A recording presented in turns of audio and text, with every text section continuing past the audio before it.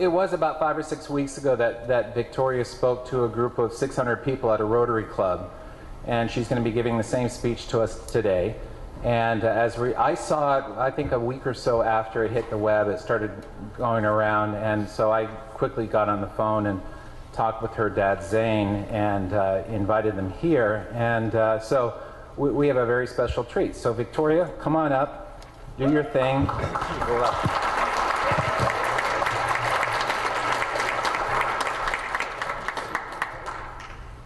Have you ever wondered why Canada is in debt? Have you ever wondered why the government forces Canadians to pay so many taxes? Have you ever wondered why the bankers from the largest private banks are becoming wealthier and the rest of us are not? Have you ever wondered why the gross national debt is over $800 billion? Or why we are spending $160 million a day on the interest of the national debt? That's $60 billion a year.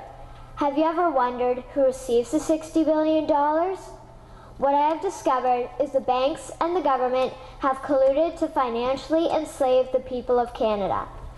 I will share with you 3 important points of reference which will hopefully spark enough interest and concern for you to continue the research on your own and to engage your government to stop this criminal act against the people of Canada.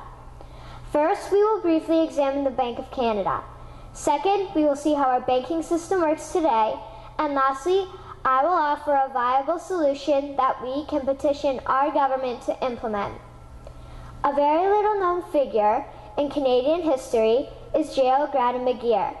He was a lawyer, Member of Parliament, and Mayor of Vancouver. His contribution to Canada is probably the greatest in our history. He championed the creation of the National Bank of Canada, whose sole purpose is to create and manage Canada's money. It was formed on July 3, 1934, and owned by all Canadians. Until the 1970s, because of the Bank of Canada, Canada's national debt was held at a constant, manageable level, until the government decided to implement what we now have as our modern-day banking system that is robbing the Canadian people. So how are they robbing us? Allow me to explain how our private banks and government work today. First, the Canadian government borrows money from the private banks. They then lend the debt-based money to Canada with compounded interest. The government then continues to increase taxation of Canadians year after year in order to pay back the interest on the exponentially growing national debt. What results is inflation, less real money for Canadians to spend into our economy, and the real money being used to pad the pockets of the banks.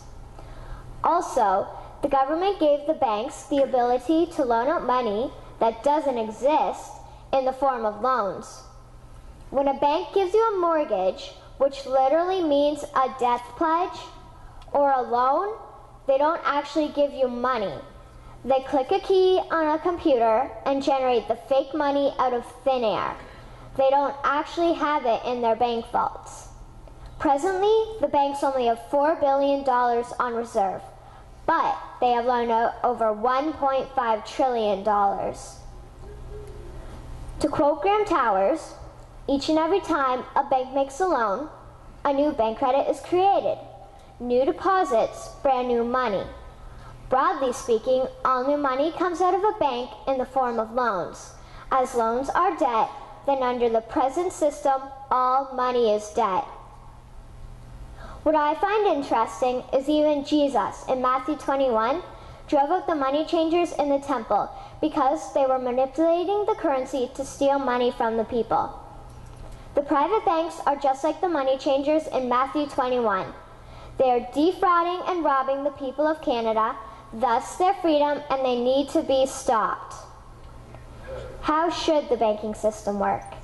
In an infamous interview, Mr. McGeer asked Mr. Towers, "Can you tell me why a government with power to create money should give that power away to a private monopoly and then borrow that which Parliament can create itself back at interest to the point of national bankruptcy?"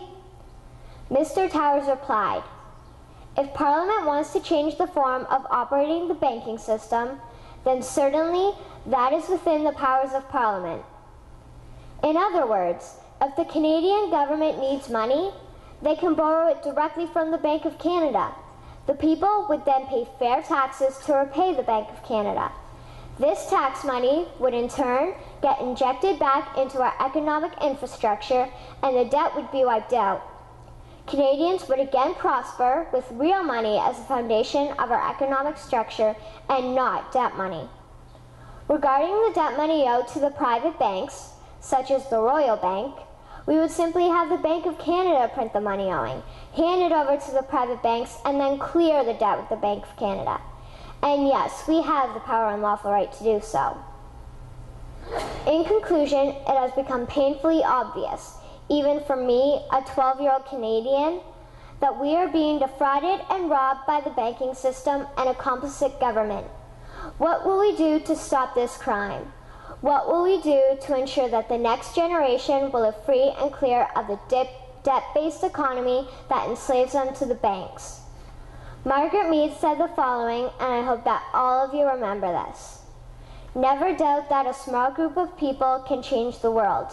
Indeed, it is the only thing that ever has. Thank you.